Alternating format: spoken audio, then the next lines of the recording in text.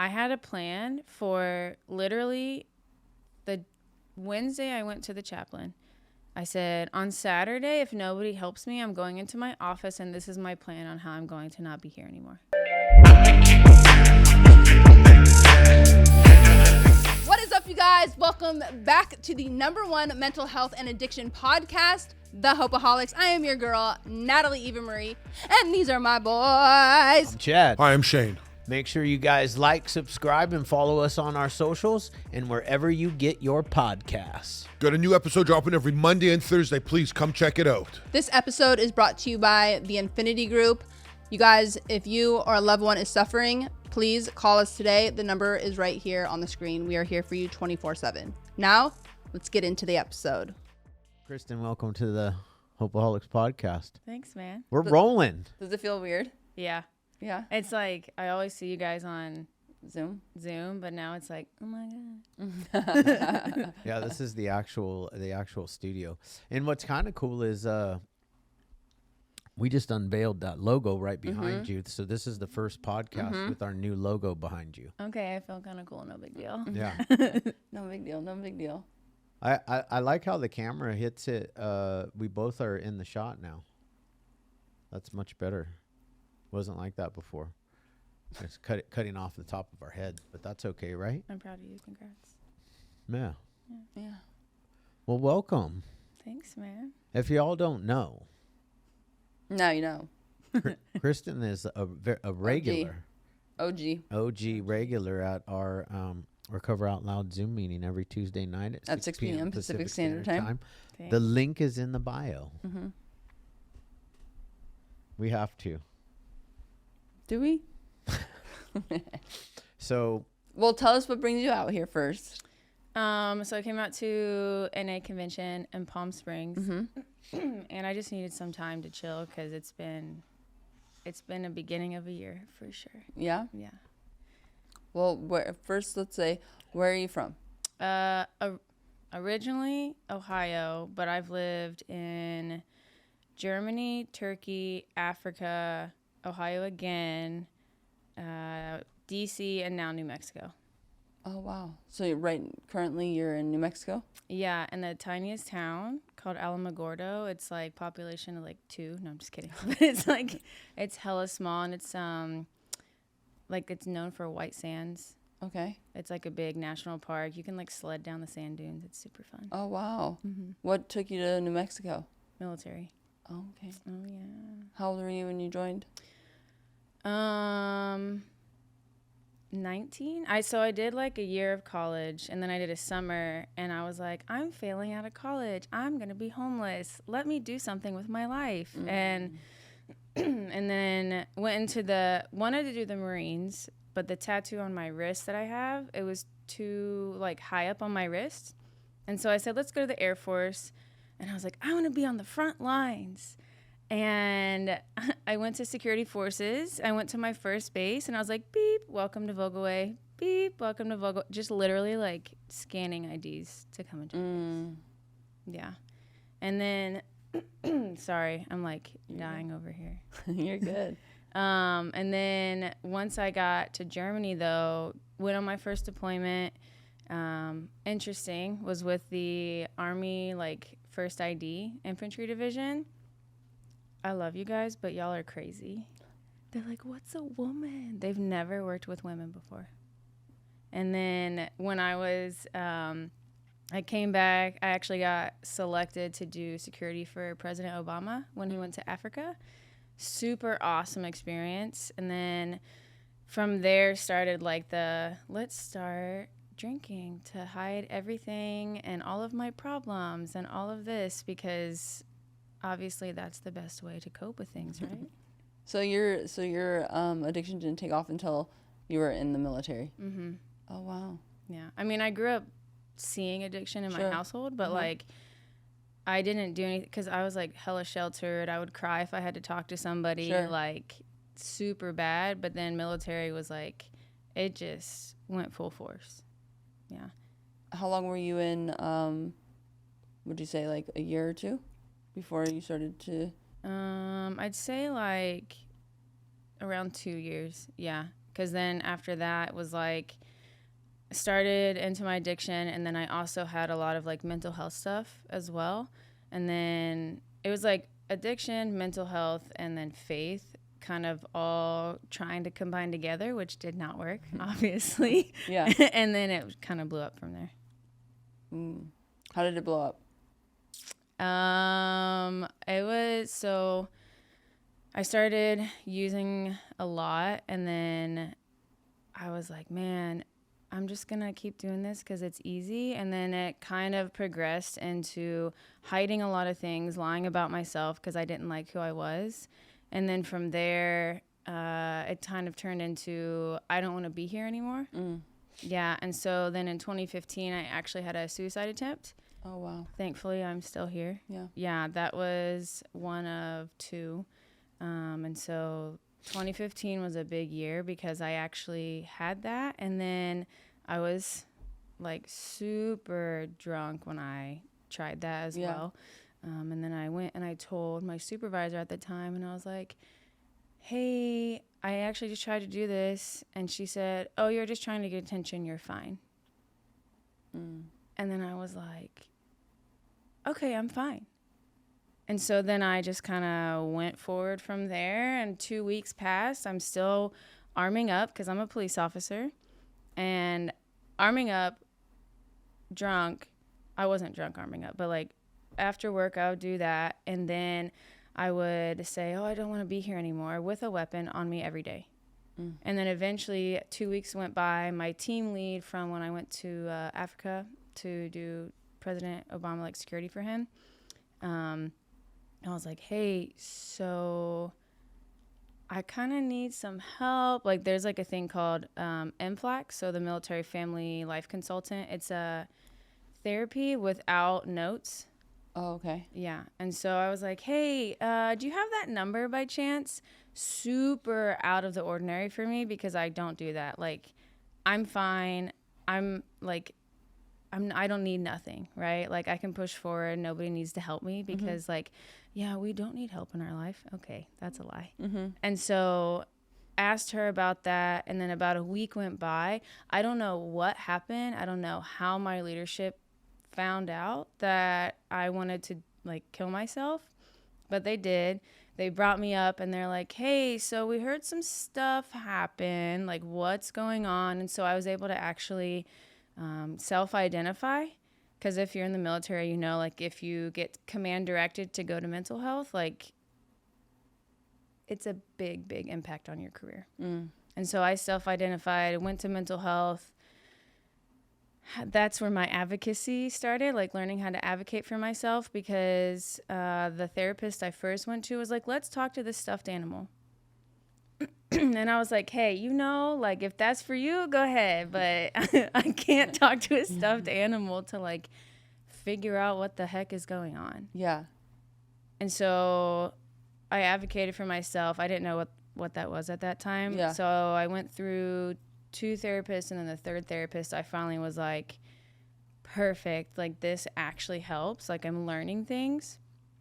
And then they took my assignment. I was supposed to go to Belgium afterwards. They sent me right back to good old Ohio. And I said, oh, I don't want to go there. Because, like, I love my family, but, like, we were not okay. Yeah. You know, we were not, like, close. We're not. I never forgave my dad for all the stuff that he did. Wasn't really close with my mom because she's, like, oh, well, emotional, but not, and all of this stuff. And so when I got sent back to Ohio, I said, why the F am I getting sent back here? Like, people, they're like, oh, well, we want to send you back to your family so you have more support. I said, no, send me the far away from my family. Like, absolutely not. But, I mean, it's all in God's timing, because when you try to control your own life, it never works out that well. Yeah, I learned that. You know, I have to learn that over and over again until finally I'm like, okay. And then when I got to Ohio, man, there's just a lot of things that happened. Like I had my really good friend OD'd, and then my uncle passed, and then my grandpa passed, all within like 2 months. And it was just like, how do I even deal with this? And then that year prior, my grandma actually, unfortunately, died by suicide. And so, like, that plus those 3, I was like, what the, like, why? Why does all this have to happen in my life, you know? And throughout all of this, I'm, like, drinking to cover up everything. I'm, like, trying to go to the gym. So it's, like, the addiction of gym, but not in a good way. The addiction of, like, I didn't eat enough food because I was like, oh, I'm just going to get skinny and I'm just going to drink because why not? You know? And I was just, like, ruining my life, like, one day at a time that I didn't even understand. And then from Ohio, I was sent to Turkey. And then 2 months in, they're like, so we don't think you're actually going to be a cop anymore. And so because my whole identity was being in a cop, I was like, no, that's stupid. And I'm going to say this, like, overseas assignments, short tours, like Turkey, Korea, like, that's crazy over there. Like, you be drinking, you're partying, like, it's enlisted and officers together. People are like, oh, it doesn't happen. No, it happens. Like, enlisted and officers, everybody is screwing everybody. Like, everybody's cheating on everybody. It's like a whole party for a whole year. This episode is brought to you by Wolfpack Bags. This gear is meant for anybody gym, lifestyle, to anybody that's on the move. I mean, I like to say that us here and everybody that tunes in, we're not average. We're always a wolf. They have all the goods that you need, especially for anybody that is looking for a bag to carry their meal prep, a lunch pail, anything like that. They have you covered. So once again, go to wolfpack.com, use the code Hopeaholics, save 10%, and join the pack. And at the time, it was great because I was like, yes, like, let me go, let me hang out. I'm going to drink a lot. I mean, there were drugs that were happening as well. And then one day I was like, bro, I was like puking. It was tar coming up. It was just like not okay. And then I was like, man, like, maybe I should change. No, I'm okay. Because they came out with like a new type of vodka. So I was like, yeah, absolutely. Like, I have to try this before I stop, which obviously it didn't happen, you know? And then I think it's funny because like a lot of people there were trying to start like an AA meeting. Oh, wow. Yeah. And I went there, but it was like, oh, well, you can like drink in moderation. And I was like, see, I told y'all I can drink in moderation and still be okay. Obviously, it wasn't a real AA meeting. I was like, now that I know, right? And then a lot of my story revolves around like MST, which is like military sexual trauma. So unfortunately, I had sexual assault, rape, whatever you want to call it, right? It happened in Turkey. And then I went to D.C., I actually changed jobs because they said you're not fit to be a cop anymore because you had that suicide attempt in 2015. And so when they took that away from me, it was like my whole identity. Even though, like, yes, I grew up in the church. Yes, I knew who God was, but I didn't put my identity in him. And so when I was like, yeah, I'm just gonna go drink some more. I'm gonna go have some fun, and I'm just gonna do all the things because why not? And let's just ruin my life even more. And so from there, I was like, I'll go to DC, change my jobs. It's going to be a great time. 3 months into DC, I found out that this person killed himself. Oh, shit. Yeah. And I was like, I did this. I made him do this. I put the unrestricted report. So in the military, it's like restricted or unrestricted, right? Unrestricted means investigation, restricted doesn't. So I was like, oh my God, I made this report. Like, he couldn't handle it. So I made him do this. Like, it's all my fault. And that I was just like spiraling all the way down because like, yes, I was drinking, but then I stopped for like a year. But then I came back and I was like, I just can't handle this. And I blame myself. And man, I'm telling you, like it was the worst 6 months of like my life. It was like the worst depression I've ever had. It was the worst I've ever been drinking. Like I had to call my friend and be like, I don't know what to do because like I'm gonna die if I don't stop, you know? And she tried to help me. She's like, go get therapy, go do this, go do that. And I cracked one day. Like, I had a full-blown panic attack on the side of the road. I thought I was having a heart attack. Like, I was hyperventilating so bad. My hands were like this. I couldn't move. Like, my heart was beating out of my chest. Literally, like, 3 people came over, and they called my girlfriend at the time. And they're like, we think she's not going to make it. Like, it was that bad because I had, over the years, built up all of this trauma that I saw and covered it and masked it with, like, lying about who I was, drinking, and then just being somebody who I wasn't. Yeah. And it all accumulated into that. And from there, like, it just was, my life was horrible. Yes, I did some of that to myself, but I also was like, a lot of the other stuff that happened to me, it was just like, I couldn't focus. I couldn't do my work. I couldn't remember shit. Like, I could not remember anything. Like, I would go to meetings and have to write down, like, information and stuff from the meetings. I couldn't remember half that stuff. I don't know why. I mean, I know why now. But I was like, I don't know why I can't remember this. Like, what's going on? I'm not seeing any, like, gains in the gym because I was trying to gain muscle, like, more like hypertrophy, not strength. And I was like, why can't I see anything? Because I'm not eating right, because I'm drinking, because I have so much stress, because I'm putting all of my body underneath all of this crazy amount of stress. And I'm like, what? What's happening to me? And I can't even explain how crazy this was. Like, I had no friends. I was not talking to my family. I was not talking to, like, anybody. And then one day. Were you still working at the? Oh, yeah. Okay. I was still working. And I told my leadership one day, I said, I need to go into something. I need to go to a mental health hospital, treatment, like something, because I'm fucked up. Like, I don't know what to do. Never happened. Wow. Yeah.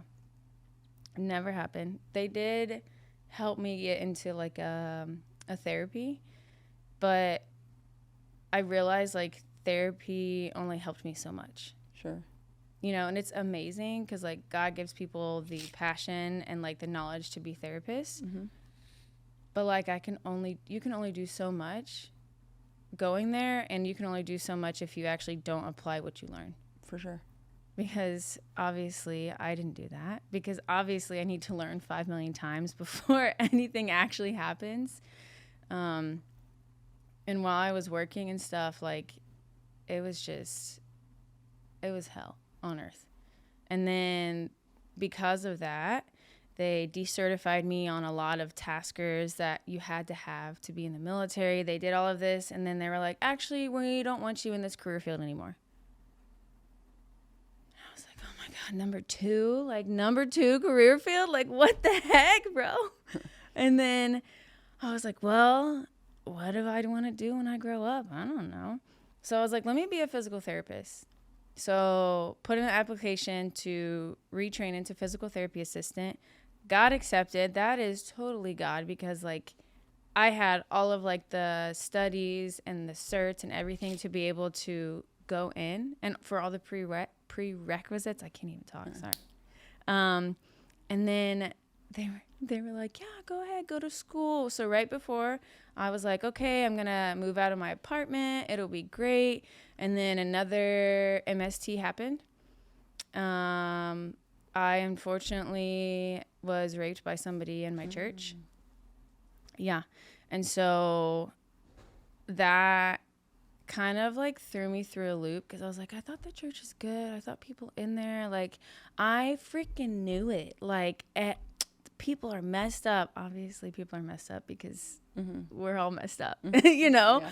And I was like, no. I use it as an excuse of, like, I'm not going to go back. I'm not going to talk to God. I'm not going to believe in him because, like, nope, I'm okay. I'll just say it to make sure my parents are okay, to please them, to please other people, which was, like, a very, very recurring theme in my life of pleasing people. And then I was like, okay, I'll just go, and I'll go to tech school and not tell anybody. And then obviously I told somebody, and then now it's like investigations and stuff were happening. I go to tech school, and then like 3 or 4 months in, we are doing like ambulation. So we're learning how to like help people up and down stairs, like holding onto their little gait belt so they don't fall, because, you know, gait belt's everything. And then I had one of the guys in my class say a few things, decide that they're going to smack my ass and then touch my stomach. And I was like, I don't understand why I'm welcoming this. Like, what is my problem? Like, I guess I just have to let this happen because I'm not worth it. And so I guess this is fine, because obviously there's been 3 instances so far, right? 2 rapes and then one's like sexual harassment, like touching stuff. And I was like, I guess, honestly, I guess like it's meant to be. Because I messed up so much in my life. I'm still drinking. I'm doing all this stuff. And so obviously, like, I'm okay. And, like, that's fine. That happens to me. And, like, that, I'm not going to lie. Like, it's been a really, really long and hard road trying to fix that, like, lie that I've been telling myself for, like, 30-some years now. And so all of this, like, it just all accumulated to now I moved to New Mexico. They said, you're going to Alamogordo. I said, where the is that? And they're like, oh, you're going to New Mexico. I said, where's that? And so I drive there from DC to New Mexico. Oh my gosh, can you say culture shock? It was like, I'm a city girl, okay? But I drive in there. I said, what is this? Like, there's nothing to do except go drink or go to Chili's on a Friday night. Like, that's it. And I was like, oh, this is going to be a long one. So I go. January comes around of this year, and I am, like, full-blown back into drinking, like, every night. Like, probably 2 6-packs, maybe a full bottle of wine and some, like, Crown Apple in one night. Yeah. And I was like, I'm fine. Everything's fine. So fine, feelings I'm not expressing, right? Sure. And so I go into work, and, man, I, like, lie.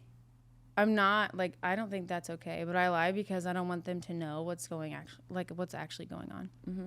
And then from there, I was like, oh, I'm fine. And then I get in trouble because I lied. And I was like, I didn't lie. What are you talking about?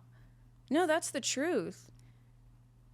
And I was like, how fucked up can you be to, like, lie and think that it's the truth and then lie again? Like, this is not, I was like, Kristen, this is not who you are. And so from there, I was able to talk to, like, some supportive services, like the chaplain, like my victim advocate and stuff. And chaplain has, like, 100% confidentiality. So you can say, like, I'm going to kill myself, and they can't say anything. Which, like, I can't even imagine how hard that is for them. Sure. And so I went there, and I was like, I am, like, drinking this much every night. I had a plan for literally the Wednesday I went to the chaplain. I said, on Saturday, if nobody helps me, I'm going into my office, and this is my plan on how I'm going to not be here anymore. And I was like, I need help, because there's, like, 2% of me that actually still wants to be here. And so I don't know what happened. They got me into mental health and all of this stuff. And then fast forward, I said, I need help. What can I do? And it was, like, the scariest thing ever. And so she was like, you're going to go down to this place, because obviously I was saying, no, I'm going to go here because I want to go here, because this is the best place for me, because obviously I know what's best for myself, because obviously I'm in this position. So, like, I know what's best for me. That didn't work out too well. I said, okay, yeah, I guess I'll go where you want me to go. And then I went to a place down in El Paso. It was actually a behavioral health place. People are like, oh, psych ward. No, there's a difference. Okay, guys, there's a difference. And so I went. It was like 30-something days. I was like, oh my God, I'm sober. 30-something days. I'm like, mental health is doing well. Like, I'm able to understand myself. And then a week goes by, and I'm like, I'm not sober anymore. I'm fine. And I'm like full blown, like even more than normal. Like I drank a whole bottle of Crown and I had some beers afterwards. Like obviously, like let's go puke it up, you know, and then go rally again. And I was like, it's fine. I'm doing great. And then everything starts deteriorating again. And when I try to stop, like DTs, like super bad. And then that's when I was like, this is not working out. Like I'm in PHP, like after I got out, PHP, drinking, and I was like, this is not fucking working. And so I said, I need to go do something. I need to learn how to not drink, because obviously the other times I also tried not to drink, it didn't work. And they're like, oh, you're fine. You're fine. Like, it's okay. Just go to AA, go to NA. And I was like, no, like, you don't understand. If I don't go somewhere, like, I'm already slowly killing myself. And we already know we don't want that. And so, again, I was like, so I'm going to go here. This is the place I'm going to go because this is what's best for me. Because it serves veterans and serves active duty. And they're like, well, we're trying to meet you halfway. Like, my provider's like, let's meet you halfway. It's okay. I said, no, this is where I'm going to go. Obviously, I didn't go there. I didn't go there. And so I came out here, actually, in Palm Springs. I was here for 42 days, the longest 42 days of my life. I said, no. I was like, I'm doing it my way. I just need to know this. Just give me this, this, and this, and I'm fine. And that didn't work out either. So after about 2 weeks there, I finally broke, and I was like, okay, I'm going to listen. I'm going to do whatever you want. Like, I'm here. Fine. You know? And, I mean, I was chatting with you along the way. I was like, this is so stupid. I hate this, you know? And once I finally broke and was like, I'm okay, like, man, I was like, why didn't I do this earlier? Why ain't nobody show me this earlier? And then I said, well, I was a little stubborn. But then I was like, what the heck, man? Like, why ain't nobody show me this? Because, like, if somebody was shown me that, like, I can actually get help for mental health and be okay on the other side, and I can actually go to treatment and figure out how to do this, this recovery thing, not just staying dry or not doing drugs, but actually in recovery, like, why didn't anybody tell me this? You know, it took until this year to figure out, like, oh, like, I can actually advocate for myself. I can actually get help, and it's okay whatever happens, whatever the consequences are, because God's in control. Because now I'm getting, going through a med board, so which basically means most likely I'll be getting out, either medically separated or retired. Praying for retirement. We're going to say it's going to happen. And, like, I'm okay with it.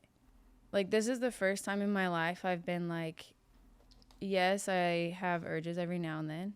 But I don't want to ruin my life. I don't want to drink. I don't want to use. I don't want to screw anything up with my life, because it's actually going so good right now. And beginning of this year, I was crazy. In the beginning of this year, I was like, my word for the year is healing. I had no idea what that meant. God said, I do. I'm just going to give you the word. And I said, oh my gosh. But man, I'm so thankful for where I'm at right now, because I have the community. I have an amazing faith community. I have amazing advocates on base that I'm like, I've never had people actually care for me. And also on the flip side, I've never let people actually in to care for me, because I'm hard-headed, I'm stubborn, and I know how to do everything myself. Obviously I don't. But it's like, man, like, if my life is this good right now, like, imagine in like a year, 2 years, 5 years. I'm like, dang, like, this is crazy. Like, if I would have just not been so stubborn, man, like that, but I can't dwell on the past. Like, now I'm just like, okay, yes, I did that, but now, like, how can I move forward and actually live my life every day? It's always like that, though. You can say that now because you were ready. You weren't ready then. Because even going to treatment before and prior to the treatment that you recently went out to when I was like talking to you, or when you and I were talking. I remember you calling, and I could hear it in your voice, like just the annoyance of being there, just why am I here type kind of feeling. But I remember, because it's just how I am, I'm like, well, what are you doing? And you literally are like, nothing. I was like, do you have a sponsor? No. Like, all of the things that are suggested, you weren't doing then. You know what I'm saying? So it's like, and I was like that too. It's like, I wanted to show up and have all the good things. Like, shower me and make me feel better and make me whole. Because I am not right. But I don't want to do any of the work. Yeah, because why? Because, like, I don't need to do that. It's Right. like, I'm fine. Right. And it's like, and then slowly you started to be there and actually take what that facility had and work with what they had. And then slowly things started to kind of seep into you. Yeah, because I actually allowed it. Mm-hmm. Because you're right. I was like, I'm not doing anything. I'm fine. And then I was like, dang. It's not working. This is wrong. It's not working. I can't do it. And it's like, well, what are you doing? What actionable things? And like same thing with the therapist. It's like, therapy is excellent. I have my own like weird feelings about therapy. I mean, Emily always tells me like I need to go to therapy for this, that, and the other, which I'm sure I do. I mean, you probably do. For sure. I love you, but. For sure. But it's also, therapy is an amazing like asset to have. But if you don't apply anything that you learn in there, it's like going to a health coach or a nutritionist, and they can tell you what to eat, what to take, or what to do. But then if you don't apply it, it's like, cool. Yeah, it's like when I have clients and I'm like, I'm literally giving you the solution to what you asked for and you're not applying it. Like personal training clients, I'm like, why? Right. And Because then, it requires work. yeah. Same with our program. Mm-hmm. It's like you can go to a meeting, you can get a sponsor, and if you don't do anything that is suggested, how do you expect to benefit from the results? Yeah, and it's so funny because my sponsor is very, very, very Yeah, direct. Good. Because I need You that. need that, yeah. Yeah, because Yeah. I'm like, I can't have no like, how are you doing? Or it's okay. No, it's not. Like, if I have a sponsor like that, I You'll would run them over. 100%. I'd be like, no, this is how I'm going to do it. Mm-hmm. Because that's how I want it done. Right. No, she's like, nope. So we're going to do it this way. And I said, well, she's like, I don't care. Yeah. And I was like, okay. She's like, are you, and then we were in we were listening in a meeting together. We were actually listening to her sponsor. She's like, are you listening? Hey, are you listening here? Right. And I was like, yeah. Good. And she's like, you're on your phone. I said, I'm taking notes. And she was like, oh, like, come on now. Yeah. No, that's good. That's exactly what you want in a sponsor.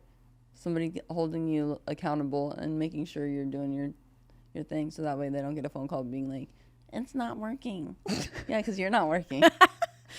I made a phone call like that? What? To who? No, I'm just kidding. Yeah, it's like there's a difference between recovery and just not doing it. And I understand that now. Yeah, it sucks the other way. Being a drive drunk sucks. Yeah, because, listen, that's like, I don't even know. Like, I can't even, like, I was like, if there's an analogy, there has to be, because, like, when I was a girl, I was a bitch. Because I was, like, mad. I couldn't get my way. Sure. Like, I couldn't focus. I was going through a lot. Like, as a cop, you see a lot of things. Sure. Like, I had a girl come to my gate, like, Ebola, like, be on the lookout when I was in Germany. Like, she slit all the way down both arms, and, like, we were able to save her. But she was going to, like, her blood loss was crazy, right? Like, and then you see, like, you go into these houses, even on base, and it's, like, I'm seeing feces, dog and human, all over with a little kid in the crib. Mm. And then I'm going to an off-base housing because we got a call that somebody's trying to kill themselves, and there's underage drinking, and there's, like, 4 people there. One person is, like, going through transitioning, who's, like, I think they were, like, 12 or 13.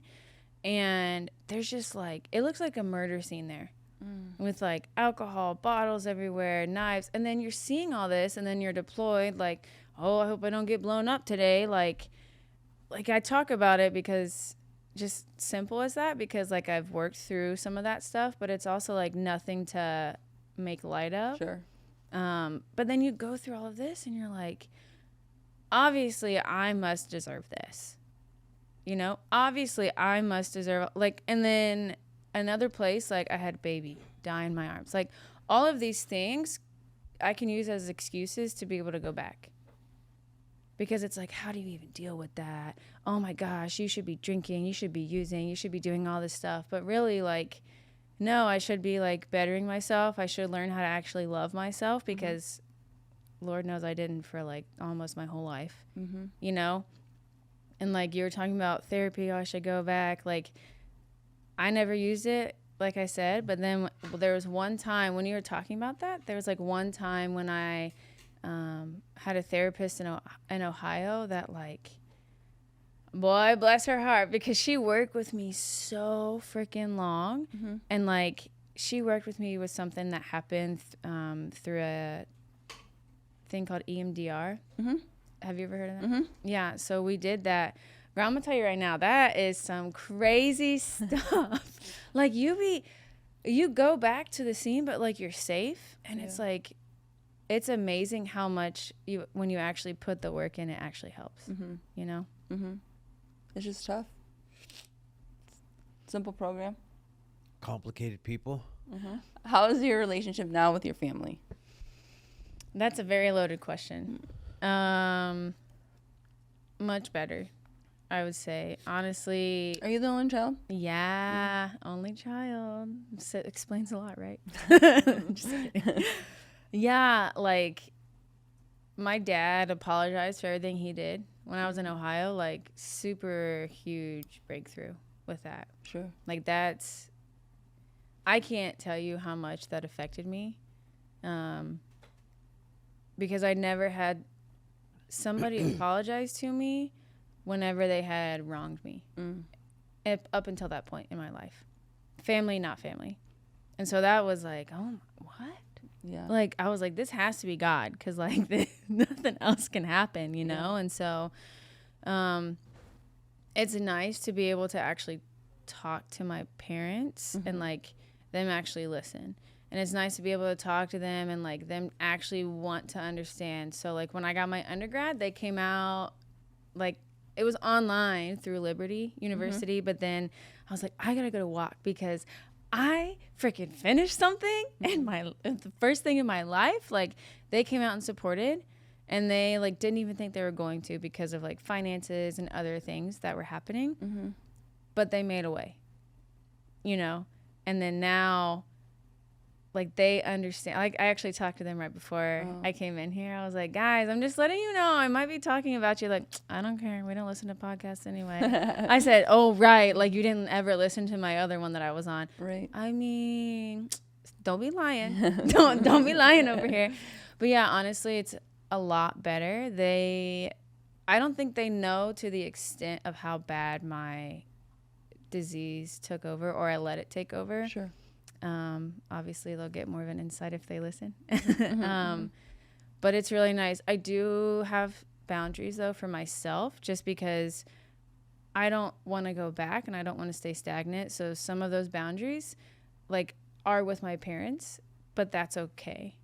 You know, it's not because I don't like them. It's not because, oh, I'm mad at them. No, it's because like I just want to become my best self.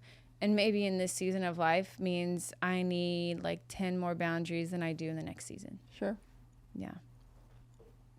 I mean, it's amazing. I mean, it's a hell of a journey, but you got here. Yeah. You know, there's a lot of people that never find it. And that's the scary thing, because it's right there for everybody. For everybody, every single person that's struggling with addiction or alcoholism, there's a solution. And that's the beautiful thing. It's just a matter of being willing to go ahead and take it. And obviously, I was not willing for a long time. Yeah. For a long time. It takes a while. We're stubborn. And it's crazy, too. Like, it was, like you said, literally right there in front of my face. And I was like, no, I'm fine. I'm just going to go out and drink again. Because it's a quick fix. Mm-hmm. Like, it's fine. You feel it for like 7 seconds, then you need to do more. Or like alcohol-wise, right? And it's like, oh, it's a quick fix. It's fine. I'm okay. Like, in Ohio, like, I was like, oh, well, there's a tornado that happened. Like, I was on scene commander. Like, it was something I've never seen before, right? All of the, like, destruction. Mm-hmm. I went home that day, and when I walked right across the street to the brewery, and I was like, I'm fine. And then, like, it was to the point of, like, man, I'm drinking this too fast. I already know I'm going to get really plastered. Yeah. I think in society it's just, like, glamorized for any occasion. So it's like, hard days at work, let's have a cold one. Mm-hmm. Or it's a celebration, let's have a cold one. Or there's a death. It's just like a it's made so acceptable, I guess. Yeah. That's like what you do, when in actuality, especially for individuals that suffer from any type of depression or mental health issue, alcohol is the worst thing that you can put into your body because it's actually a depressant. So without you even realizing it, you're going to be, without a shadow of a doubt, 10 times more depressed as soon as that alcohol is now run through your system. Oh, 100%. That's literally like day one of treatment. That's what they're like. Are any of you depressed? Oh, yeah, I am. Oh, wow. Well, let's tell you this. Mm-hmm.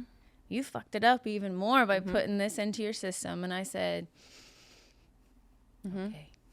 Mm-hmm. Yeah. Which is a vicious cycle, because then you're more depressed and you're like, oh my God, I need more. And it's like, no, it's actually like, it's just making everything 10 times worse. Yeah. But you really think it's better because you don't feel anything. Right. You have some type of relief. And you're able to nanoseconds sleep, which you're not really actually getting good sleep because there's scientific studies on that. And it's like, you're not even getting good sleep. You're not doing this, but you're believing the lie that it helps. Mm-hmm. Because it shifts. It's a mind shift, state of mind, easy. So like wherever little moment you're in, it's like a quick fix. It's just like a pill, just like a drug. You're able to like move that for that time being. Yeah. How did you find our meeting, Recover Out Loud? How'd you find the Hopeaholics? I don't know.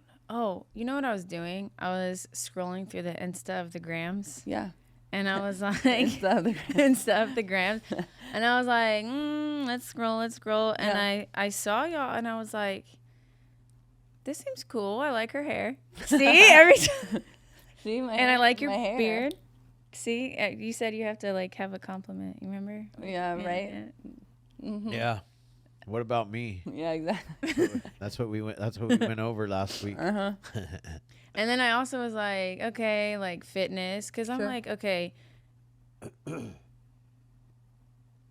There's this is just my opinion. Yeah. Right? Like, a lot of people in the program are like, not, Fit. yeah. It's okay. I'm sorry. Yeah, you can We're say not judging. We're just No. saying. We're Yeah. just pointing out the obvious. Yeah, and so it's like it's really hard. It was really hard for me to connect Sure. when I first like wanted to go into recovery because it's like I want to be fit, like I am, like that's a huge part of who I am, health and wellness, and it's also like taking care of yourself and also faith, like all of that encompassing. It's like, how do I even find a place that has that? Mm-hmm. And then I found y'all and I was like, thanks, God. And I don't know, man. I just started like going because routine is huge for me. Sure. Like I have to have that Yeah. now because if not, I'm going to go I mean, I have times during the week that I like just do nothing or like rot on the couch, which is fine, right? But like I have to have a routine. I'm ongoing. And so this helps with that routine. And I don't know, and it's fun. And also, like, when I was in that behavioral health facility, like, they let me do that. Like, that is unheard of. Mm-hmm. So, like, shout out to them because God was working even when I couldn't help myself in that moment. And he was like, I'm going to help you, and I'm going to show you, like, look, you still have community. Even though you've never met any of these crazy people, you know, you still have it, because, like, you're not alone. And that's how I felt a lot of the time. So I was super thankful to find you guys, because I was like, look at this. Okay, these people are cool. Yeah, I mean, we're trying to actually, you know, create a movement that recovery is more than just, you know, the 12-step programs. And don't get me wrong, that's the best spot to go. But just because you're there, and just because you've worked all 12 steps, doesn't mean you're completely healthy. You might be more mentally healthy than you used to be. But what about your physical health? You might be spiritually healthier. You can get a lot of good stuff in there, spiritual, emotional, mental. But let's not forget about taking care of the temple, you know, our body. And when I first came in, because, like, I got addicted to crystal meth because I was a fat kid. Like, that's why I started using it, because I didn't want to be a fat kid anymore. I didn't want to be made fun of anymore for being a chubbers, you know? And I found it, and it was like the thing that I thought was missing from my life. And I went from being, and here's the thing, is it worked for me. Like, I went from being the fat kid to the skinny, good-looking kid that all the girls ended up wanting. It like, was everything for me. Like, if the devil put something out there to make me, you know, to lie to me, and everything that I ever wanted was right there in the palm of my hand, that's what happened. And then I just ran with it, and then everything fucking went. Then I was alone, you know. Years later, I was alone with a needle in my arm, wondering where everybody went, and still thinking and feeling like ugly, hated myself.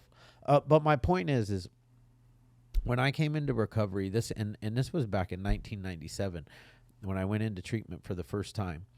They literally told me they wanted me to not work out, and I was like, but I'm not going to get fat, because I know if I get fat, I'm going to go get loaded, regardless of what the consequences are.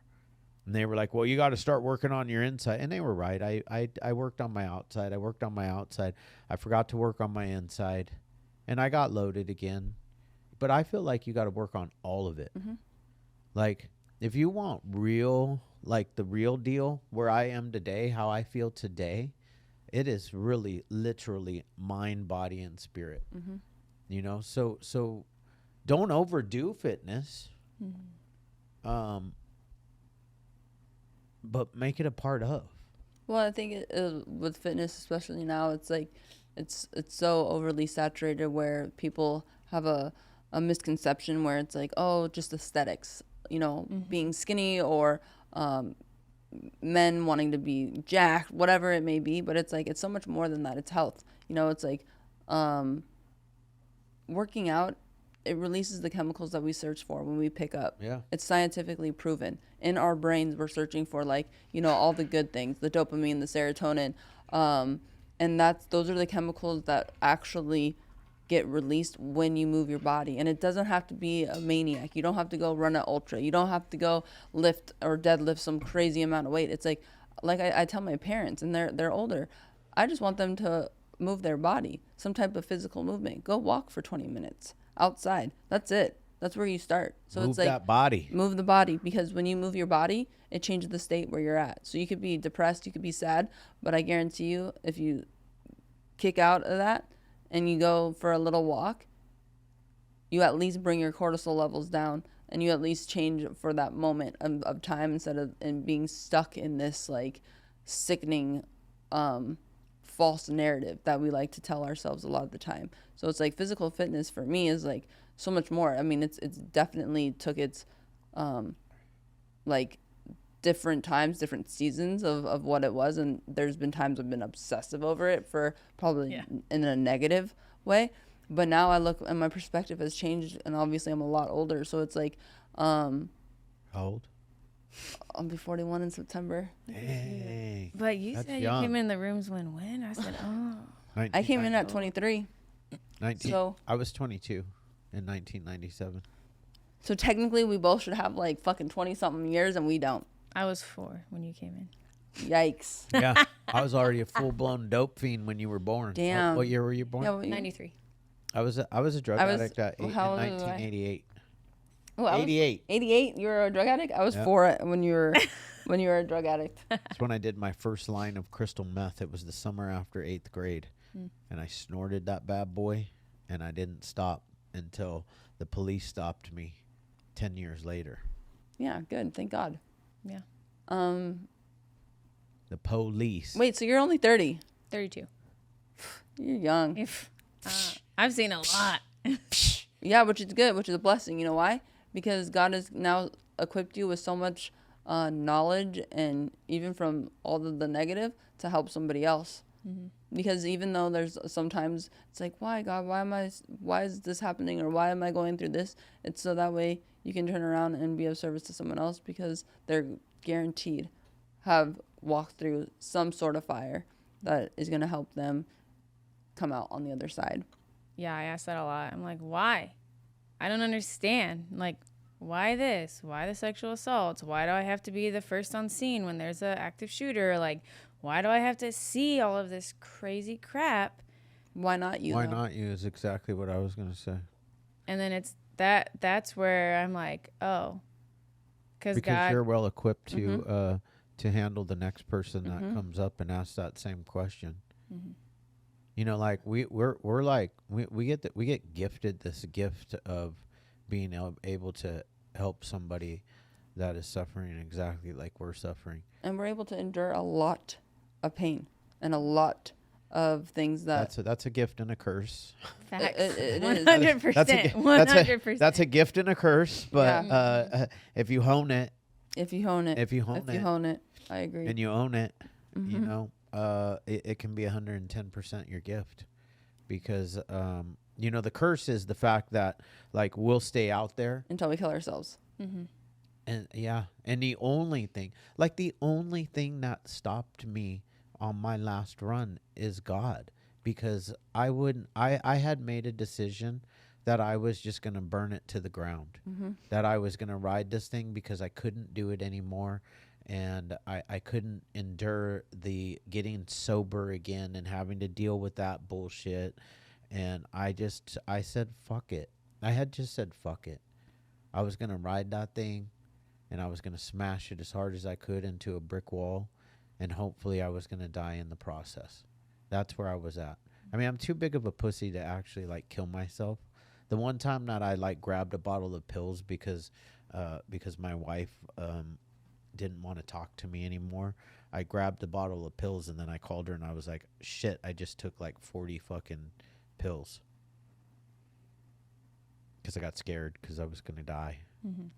I think that coming from somebody who's tried, like, you don't want to actually die. It's just you don't want to live in this pain anymore. No, it's painful.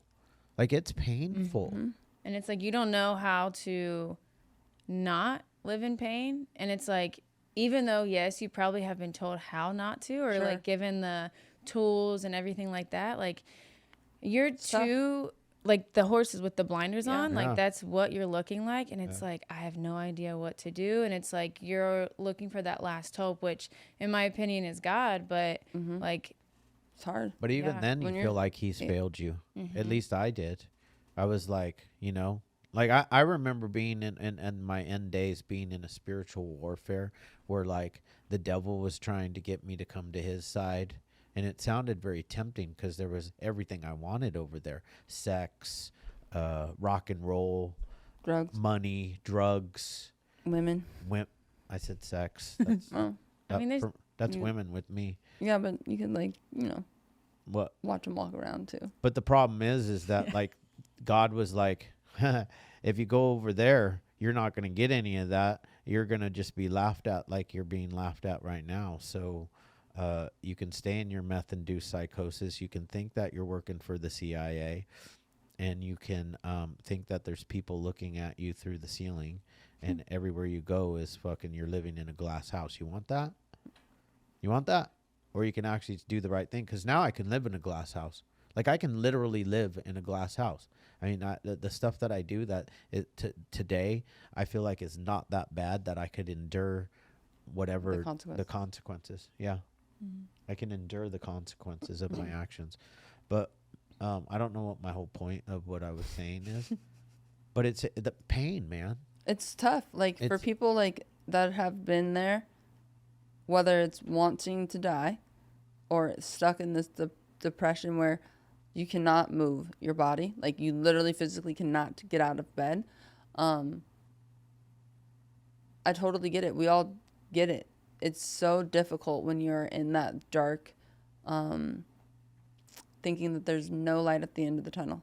You feel totally defeated. You feel hopeless, and that there's nothing good for you, and you deserve nothing.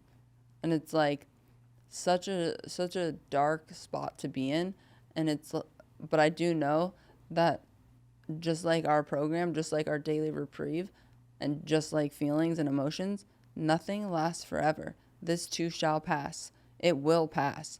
You just have to be able to like grasp on to any little glimmer of something that you can, whether it doesn't matter what it is. It's just so that you can see another day.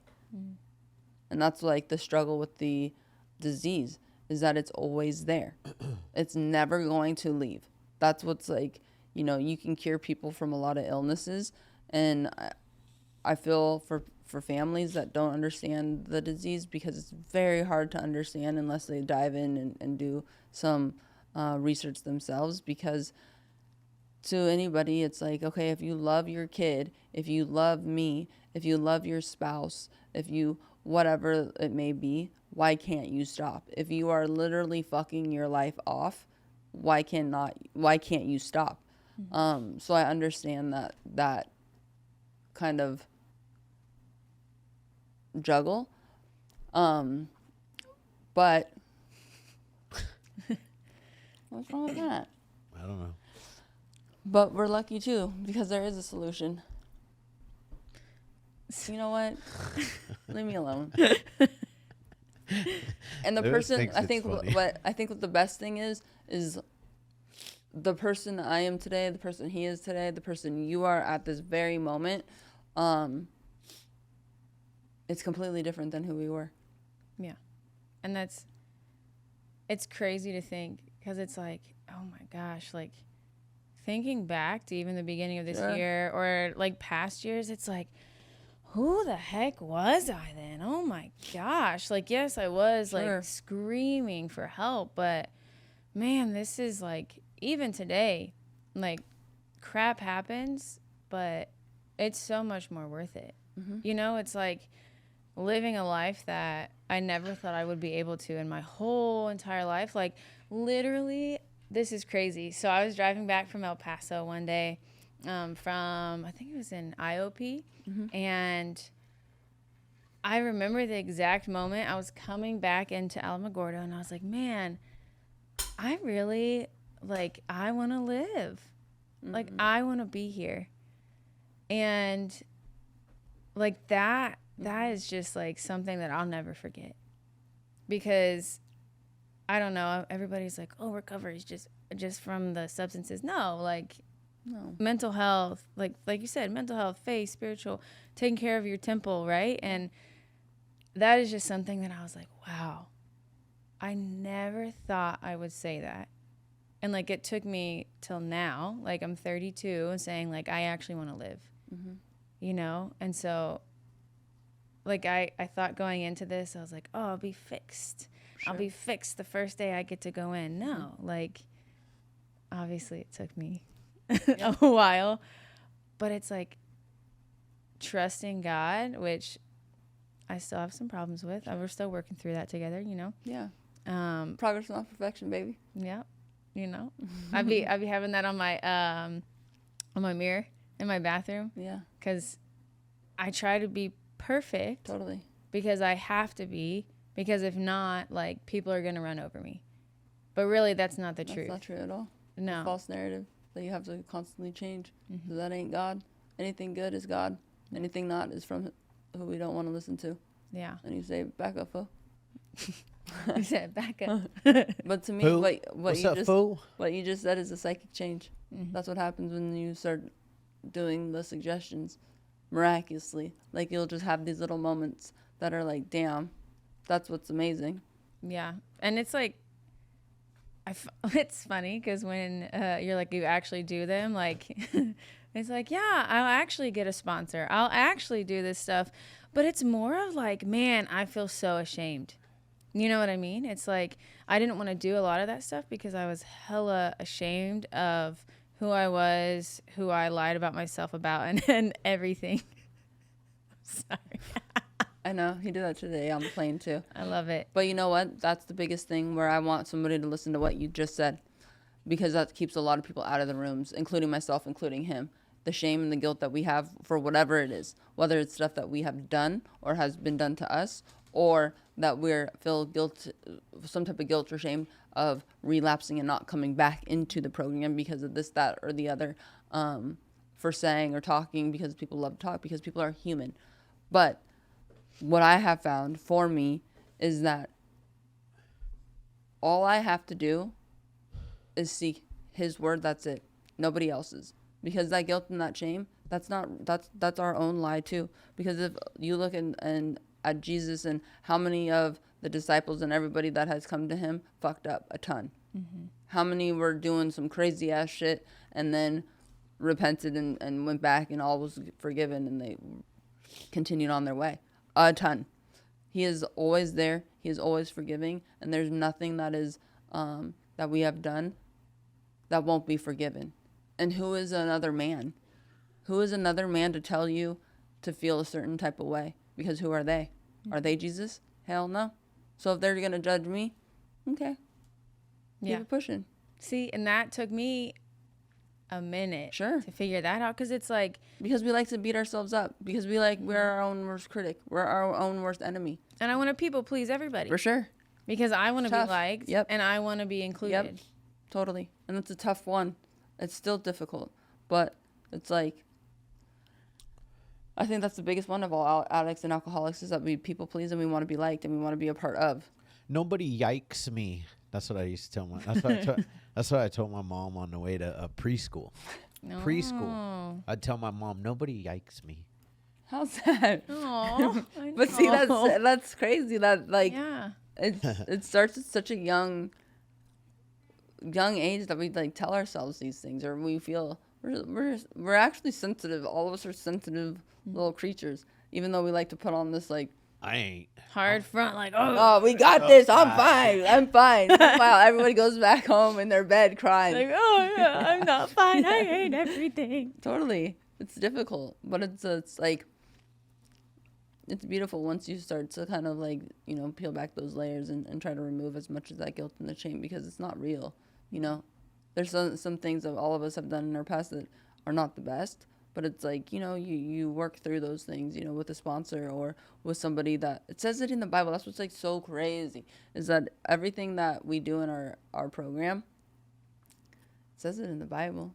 Yeah. Which, it's funny because like growing up in the church, you're like, Sure. Yeah, I do this. No, like, you can grow up, you can do this, you can do that. But when you actually Yes. start reading it, you're like, oh my God. It's like, It's you learn something mind-boggling. new about, even this, if you read the same daggone verse. It doesn't matter. It'll hit you different. Mm-hmm. And then I was like, okay. And it's cool because, like, my sponsor has the same faith as I do. Sure. So it's, like, it's super helpful because I Yeah. don't have to explain myself when Totally. I'm talking about it, which is fine. I can do that. But Yeah. it's nice to have somebody be your sponsor to help you work through the steps, but also have the same faith, because it's like, man, so much easier. And it's cool because they can tell you how God worked in their life, Sure.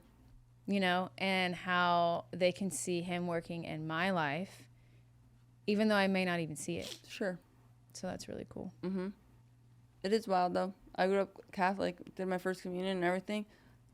It was like, I have no problem with the church still. But never had like a relationship that I have with now, Mm-hmm. But were you seeking it back then? No, God, no. I was just showing up because to- I had to go to CCD. I had to do all these classes so that way I could go and get communion. Seek it, and Yeah. I just like, the one thing though that I really love about like Narcotics Anonymous, Alcoholics Anonymous, they got it right way back in the beginning. Like, just find something. Something. Find a power greater than yourself. It doesn't have to be the same God that I pray to. Because your stinking thinking got you here, so it ain't good. It ain't you either, you know. And it's like it's not like there's a power greater than you.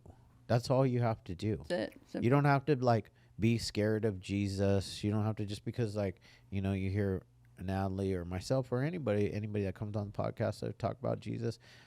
Don't let that scare you away. No.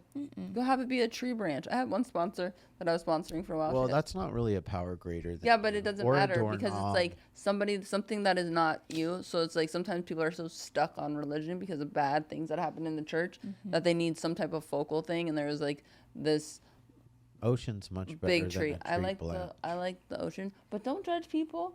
Whatever they believe in, to get them out of their own little head. You know, you can have If you can explain to me how the tree branch, all I would ask the person if I was sponsoring, Look at you. the only thing I would ask them is, please explain to me how that tree branch is a power greater than you. And if you can do that, If If you you can can do that, go that's, ahead. that's perfect. The ocean is the best. yeah. It's easy. A doorknob. Go stand out there. A doorknob is Don't get not knocked down. a power greater than you because you can turn it. You're stronger than the doorknob. So find something, anything. Ocean. Okay, if somebody came to me with the doorknobs one, I'd be like, bruh. Out of all the things, out of like a all the doorknob? things, Well, that's Like- what they used to say in Alcoholics Anonymous. So we don't care what it is. It could be a doorknob. The problem is, Facts. is a doorknob will turn on you.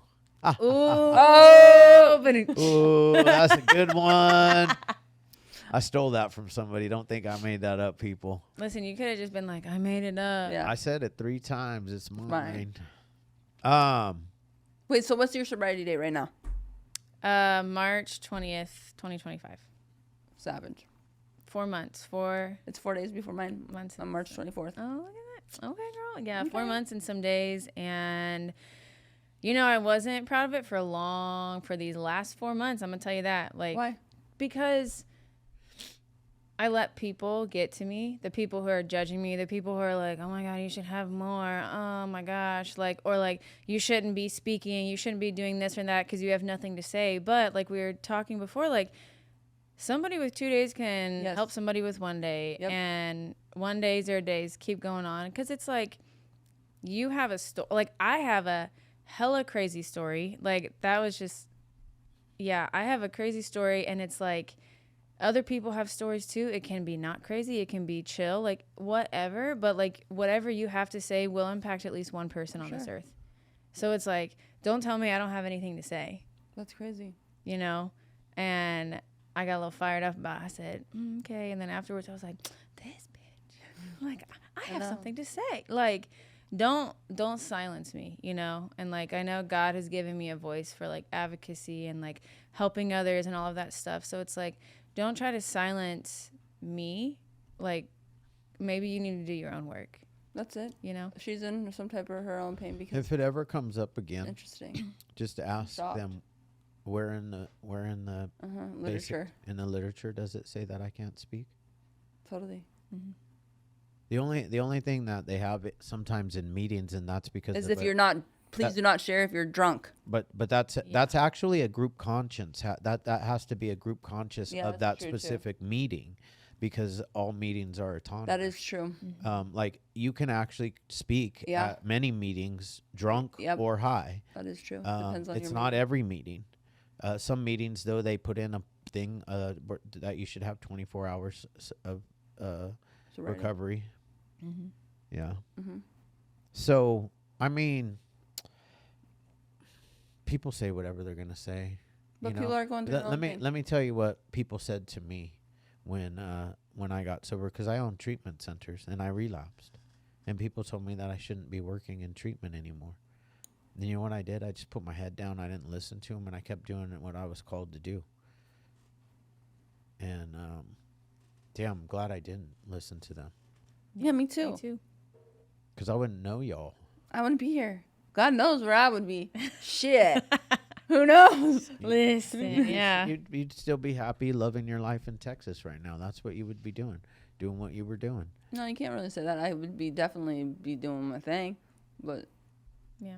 probably not in Texas. Texas. Don't even. You don't know. You don't know where the wind would blow me. You ain't God, fool.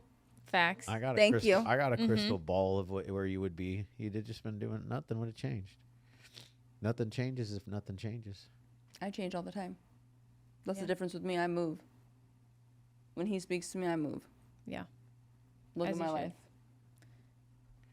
I Yeah, don't agree. touch I me. agree. Thank you. I agree.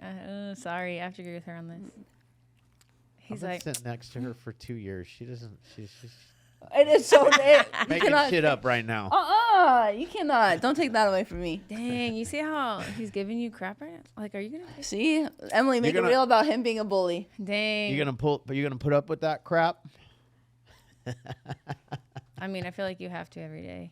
So All day, every day. yeah. It's just the nature of the beast. Mm-hmm. Well, I'm proud of you. Thanks. Yeah. Good for you. For Thanks. staying at it. Yeah, I'm thankful. For sure. Yeah, it's I see life in a whole new light now. Yeah. It's nice, and honestly, like I'm excited for this new. I'm not even gonna say chapter. It's gonna be like a new book because I Sure. know, like the military has served me well. Sure. I'm super thankful for it. I've learned a lot. I've also learned that the culture of drinking is okay there. Right. And it's at every single event. It's every celebratory. When you make rank, you get a whole ass bottle of like champagne or whatever your favorite alcohol. Like when you make rank, they're like, "What's your favorite drink?" Yeah. So it's like, I don't. Water. I like energy drinks. Pellegrino? I like some sparkling water. Yeah. Yeah. No, like it's time for me to move on to the next book. Yeah. And that's okay. Like I never thought I would say that. Like would I love to serve the last 7 years to be able to retire at 20 years? Absolutely. Sure. But that's not what God has planned for me and that's not what's best for me now. Totally. And it's freaking scary cuz like when I get out, what am I going to do? I don't know. Like what does Kristen want to do when she grows up? I don't know. Like I have some plans, Yeah. right? Like I'm going to be hopefully launching the business either December or January. And like I'm super excited for that because God has put it on my heart for like the last 2 years, but I've ignored him. Mm-hmm. Sorry, God. And like it's scary, but it's worth it. And like there's peace about it because I know God is in all of it. If that makes sense. Yeah. Yeah. For sure. So when will you find out what's happening? That's a great question. When they let you know? Yeah. So when I get back, I actually have a appointment on Wednesday to like go over all of this. And then they said the shortest would be 180 days. So that would put me at like December. I basically have to go through like VA appointments. Oh, yeah. And like get all of my ratings and disability. And when they come back, if it's 30% or higher with the Air Force, you're able to get retired. If it's less than that, you'll just get like a severance package. But you can also kind of like rebuttal it, if that makes sense. Yeah. If you feel like you either deserve more, they didn't see X, Y, and Z, whatever. So hopefully in the next few months, I will find out. It'll all work out. Yeah. Exactly how it's supposed to. Sometimes a little anxious, little builds up a little bit inside of me, and I'm like, finances. What do I do? Oh my gosh! And then I'm like, just shut up. Like God has provided for you up until now. Like, let's just shut up, Kristen. Sit your butt down. How about you journal a little bit? How about you find like a scripture that goes with this? I was literally in therapy the other day, and I, because I spoke about my faith, like that opens it up for her to be able to speak. Yeah, because obviously like therapists don't share their face. I don't even know what hers is. Yeah. Right. But it's more of like, she said, well, you should like Google something and say like, oh, I'm anxious. What's a scripture on anxiety? Totally. And it's like, I'll tell you a better place to go than Google. ChatGPT. Or what on Ask Eva Marie or Ask Addict. Ooh. .com. Do you think that Ask one? Eva Marie. Yeah, for sure that one. will. .com. Ask Eva Chaddick Marie has .com. a lot of Same with you. scripture Yeah. with it. Oh, it reminds me of that. Yeah, I'm excited for you. Thanks. Mm-hmm. Yeah, I'm thankful. I'm super stoked. And like, I'm thankful I don't know, that everything came together. Yeah. And like looking back on how God works through everything from when I was on the bathroom floor, like puking my guts out with black tar, pills here, alcohol here, like, hey, It gives me chills. you know, like from that in Ohio where I called my friend and she called me an exorcist because that's how I sounded when I was throwing up. Yeah. Yeah. To like, I'm going to be dry. I'll be fine. To today, I had surgery like 3-4 weeks ago. And before that, I had hurt my lower back. And so who needs how many? 260 muscle relaxers. People in the military. What? Veterans. But I don't. I'm only saying this because that's my experience with the VA. I've never seen them give away so many pills ever. And it's crazy. And it's like you wonder why everybody's getting addicted. Well, you're the one who's giving all this stuff out. Yeah. And so I literally I told one of my friends, Rosie, I was like, you got to take all this shit. Like, I know this will not be good and it will start me on a track of really bad things. Yeah. And then I had like opioids for my surgery. Like literally she gave them to me the first few days and then she put them in baggies and said, you can only take this. And if you take it, you're shit out of luck. Mm-hmm. And I was like, I will go to like I said, I'll go to any lengths to not do this again. Yeah. Yeah. Cause I just can't. Feel ya. It's good. Yeah. I can't put my life through that again. Like, I don't want to be on the bathroom floor. How like degrading is that to yourself? Mm-hmm. Like, trust me, no. you can go right back there easily. Mm-hmm. That's why it has to stay at the forefront. Never forget that moment. Well, keep doing the deal, and you know, your story is actually very inspiring, and I know that this episode's gonna inspire somebody. Especially a lot of the women that are in the service that are too scared to even talk about anything that goes on. So it's like that for alone is so important for you to use your voice. So don't listen to that lady that is going through some type of issue herself at the NA meeting, because that's like not really, that has nothing to do with you. She probably had like 20 days sober. It'd be like 2.5. Yeah, Two super. days. I'm just kidding. She probably wasn't even sober. Like, what, bro? What are you doing there speaking? Hey, I'm just getting loaded yesterday. No, I'm just kidding. But I love that you're here because it's just another testament of the movement. Because Yep. you're part of our community, Recover Out Loud. I mean, everyone's part of our community, but like we see you every week. Yeah. I mean, shit, you fucking blow me up more than some of my friends blow me up. I'm like, oh fuck, Kristen's hitting me up again. Sorry, girl. I always hit you back. I might be late or something, but I always hit you back. And sometimes I just be hitting you up because I be praying for you. Yeah, and for I'm sure. like, I'm a center at this point, you know? No, I love it. That's what it's all about. Mm-hmm. And you know that I'm always on the run, but I always get back to you. Me and you both. Oh, God is good. God is good. Thanks for say coming. all love the you. time? All the time. God is good. All the All the time. Thank you. Thank you. Thanks.